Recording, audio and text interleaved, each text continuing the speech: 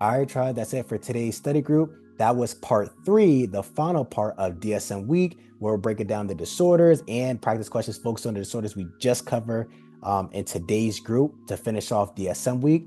But all that aside, listen, listen, listen. It was a three-part group. Is this worth it? Did you like this group? Not like this group? People, whip out your DSM and go through it yourself. Forget Ray and his glasses. Honest feedback. Hey Ray, Hey, how are you? doing well with the tribe. How about yourself?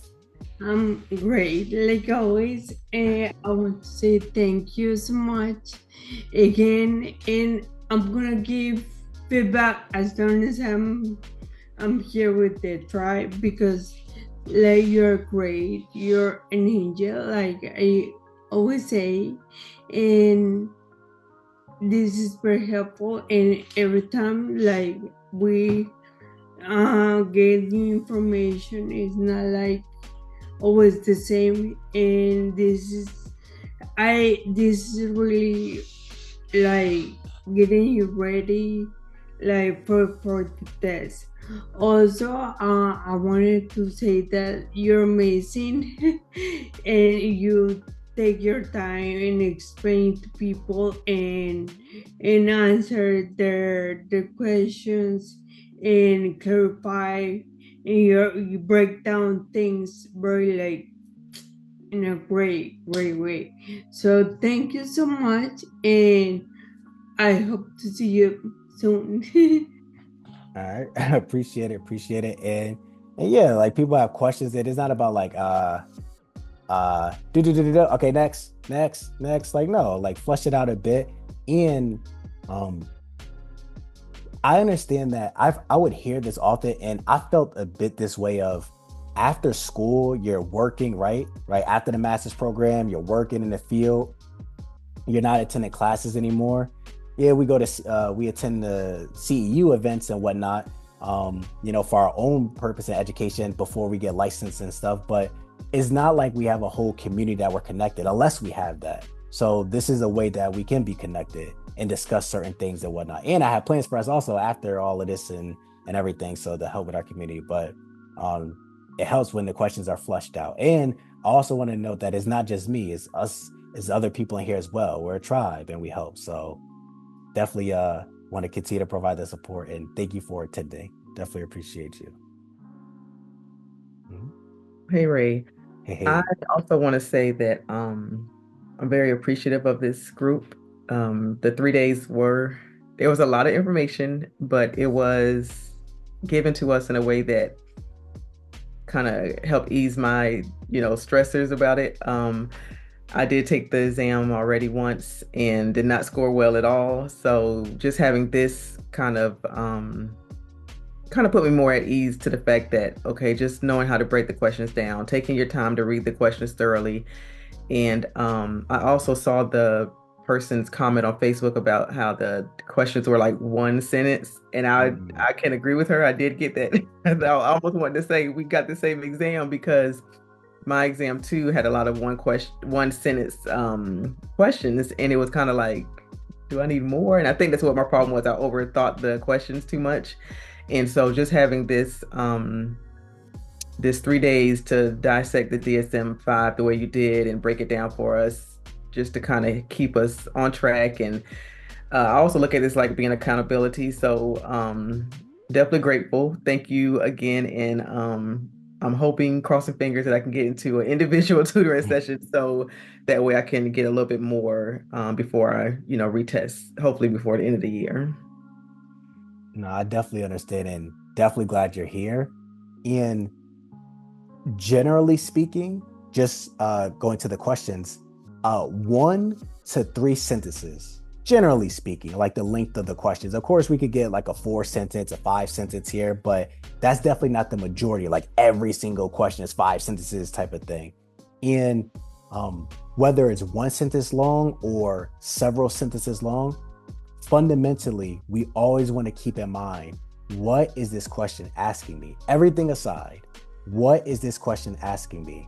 And we want to know what's going on with this client. What do they need? What is the issue? What is going on? Because To this day, I haven't heard a question say, a social worker meets with a client, everything's fine. What should they do first, next, best, most? Like, there's usually something going on that we need to help them with or gather some more information so that we can help them with the situation for those scenario-based questions. Again, recall, either we know it or we don't. That's just knowing the information.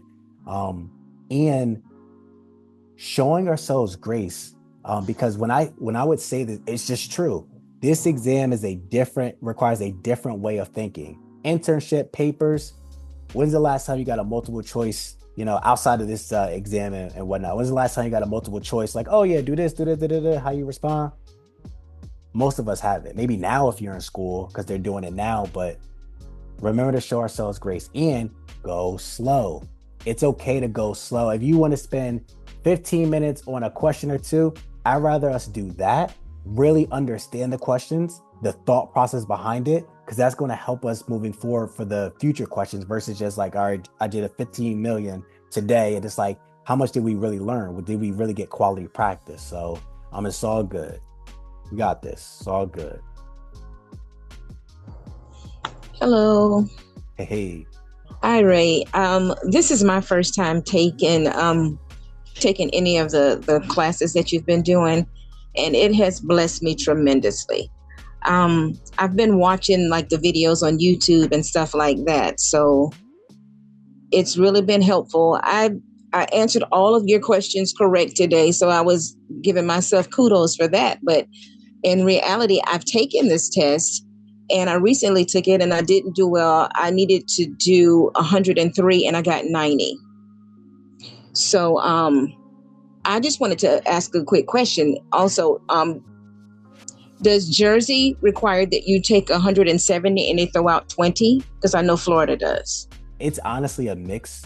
And I know that because in the Facebook group, when people post like their results and whatnot, and you'll see they got this number out of whatever the number was needed to pass. It could be 103, 102. It really is a mix. It's not like Jersey only gets this exam and New York only gets this exam and Cali, Cali's a little different, but for the most part, it's not like Michigan only gets this exam. It's throughout. It's a universal social work exam. Okay. So everybody gets 170. Yep. Wow. Okay. Mm-hmm. But thanks. I enjoyed the session. Glad you're here, getting benefit out of it, and it's all good. Remember to show yourself grace, and sometimes it really is just getting in additional practice and that consistency.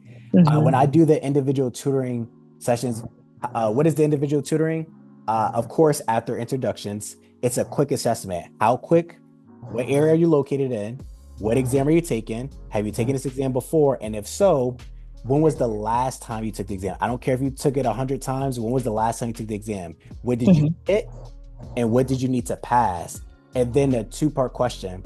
What were you using to study? And were you consistent with your studies? And that part tends to bite us in the butt. I'm not saying it's necessarily you, but just that consistency. And that's why I always promote doing at least 2 practice questions a day and 1 practice exam a month.